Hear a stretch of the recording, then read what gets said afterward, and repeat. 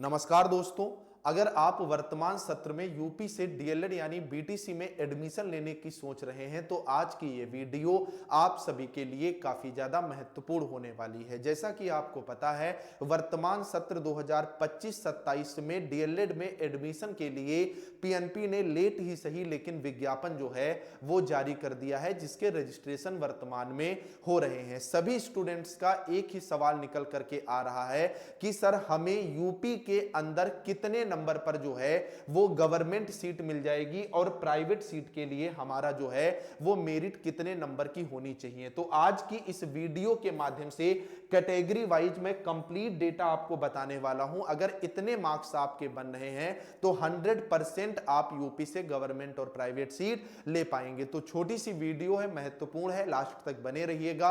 और चैनल पर नया हो तो चैनल को आप लोग जरूर सब्सक्राइब कर लेना, क्योंकि डीएलएड एडमिशन से लेकर के डीएलएड कोर्स की क्लासेज और जब तक आप टीचर नहीं बन जाते ये चैनल आपके साथ जो है खड़ा रहेगा। तो सीधे हम लोग बढ़ेंगे।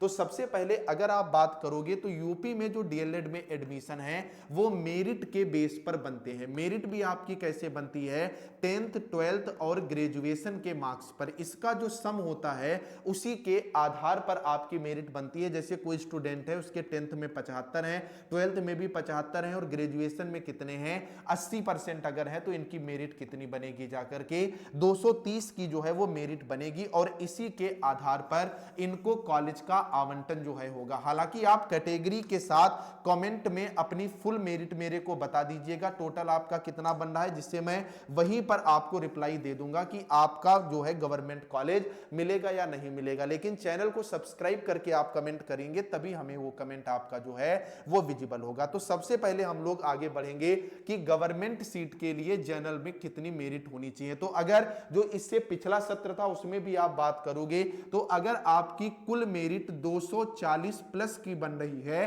तभी आप गवर्नमेंट के लिए सोचिएगा भैया, वरना गवर्नमेंट सीट मिलने के चांस बिल्कुल ना के बराबर है। दूसरी बात ये कि आपका डीएलएड में डाइट की सीटें कुल मिलाकर के कितनी है? 10,000 है। अन्य अन्य जनपद में, अब जैसे मान लो मैं लखीमपुर का हूं और अगर आपको डाइट की सीट बदायूं में 500 किलोमीटर दूर मिल भी जाए तो उसका कोई फायदा नहीं है। यानी डाइट की सीट मिले वो आपके जिले में या आपके पड़ोसी जिले में मिल जाए तभी वो आपके लिए फायदेमंद होगी। वैसे मिल तो 230-35 पर भी जाएगी, लेकिन कहां मिलेगी इसका कोई भरोसा नहीं है। अगर ओबीसी कैटेगरी में बात करोगे तो 230 प्लस पर आपको मिल जाएगी। ईडब्ल्यूएस कैटेगरी में भी 230 के आसपास ही ये मेरिट रहती है। एससी कैटेगरी में अगर आपका स्कोर 200 प्लस है तो आपको गवर्नमेंट सीट मिल जाएगी। एसटी कैटेगरी में 180 प्लस मेरिट वाले गवर्नमेंट सीट जो है वो प्राप्त कर लेंगे। फीमेल का गेम जो है वो कैटेगरी वाइज रहता है, यानी कैटेगरी से -10। जैसे जो जनरल कैटेगरी की महिलाएं हैं वो 230,